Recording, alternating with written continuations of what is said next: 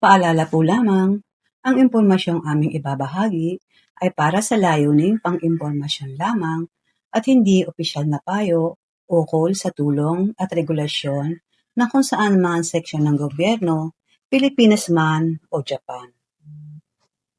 Legit na proseso ng SSW at iba pang working visa sa Japan.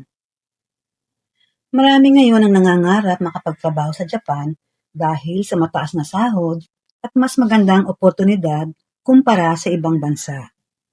Isa sa pinakasikat na paraan upang legal na makapagtrabaho dito ay ang SSW o Specified Skilled Worker Visa. Ang programang ito ay ginawa ng gobyerno ng Japan upang matugunan ang kakulangan ng mga manggagawa sa iba't ibang industriya tulad ng factory, caregiving, agriculture, hotel, food service, at construction. Sa ilalim ng SSW, kailangang legal at dumaan sa tamang proseso ang aplikante bago makapasok sa Japan bilang manggagawa. Bago maging qualified sa SSW, kadalasan, kailangan pumasa ang aplikante sa Japanese language exam tulad ng JLPT N4 o JFT, Basic at Skills Exam. Depende sa trabahong papasukan. Ngunit may ilang dating technical intern trainees o TITP na maaaring ma-exempt sa ilang exams, depende sa kanilang naging training sa Japan. Katapos nito, ay maghahanap ng legit na employer o agency na rehistrado at sumusunod sa batas ng Japan. Mahalaga ring tiyakin na legal ang kontrata. Malinaw ang sahod, overtime pay, at iba pang benepisyo bago pumirma ng anumang dokumento. Kapag kumpleto na ang requirements, ang employer sa Japan ang kadalasang nag-a-apply ng Certificate of Eligibility o COE sa immigration. Kapag naaprubahan ito, saka lamang maaaring mag-apply ng visa sa Japanese Embassy. Kabilang sa mga karaniwang requirements, ang passport, NBI clearance, medical exam, birth certificate, at employment contract. Mahalaga ring tandaan na bawal ang tourist visa para magtrabaho dahil maaari itong magdulot ng deportation o problema sa immigration sa hinaharap. Bukod sa SSW, mayroon din iba pang working visa sa Japan, tulad ng engineer or humanities visa. Ito ay para sa mga office workers, interpreters, at IT, professional skilled labor visa para sa chef at craftsman at caregiver visa para sa certified caregivers.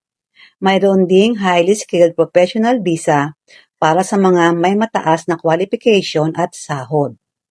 Ang bawat visa ay may tamang uri ng trabaho na dapat sundin dahil maaaring magkaroon ng problema sa visa renewal kapag hindi tugma ang trabaho sa visa status.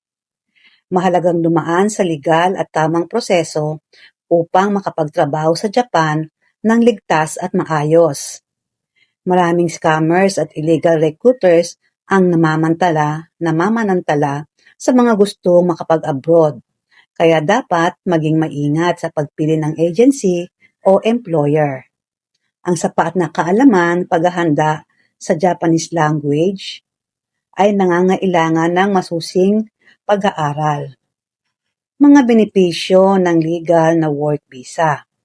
Kapag legal ang status, may health insurance, may pension, legal ang trabaho, may overtime pay protection, pwedeng mag-renew, mas mataas ang chance sa permanent residency, at mas ligtas laban sa abuse. Mga karaniwang problema ng SSW, batay sa mga karanasan ng workers online, mababang net salary dahil sa deductions, toxic workplace, hirap magpalit ng company, language barrier, homesickness, at overtime issues.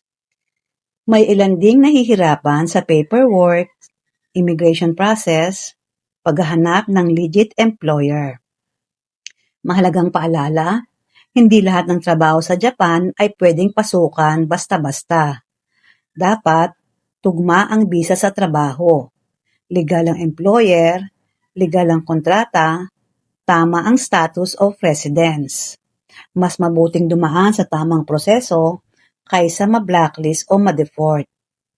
Sa konklusyon, ang SSW ay isa sa pinakamalaking oportunidad ngayon para sa mga dayuhang gusto ng legal na makapagtrabaho sa Japan. Ngunit mahalagang maintindihan ang tunay na proseso, requirements, at legalidad nito upang maiwasan ang scam, illegal recruitment, at problema sa immigration. Ang tamang impormasyon, sapat na paghahanda sa Japanese language, at pagdaan sa legal na proseso ang pinakamahalagang susi upang maging matagumpay ang pagpunta at pagtatrabaho sa Japan.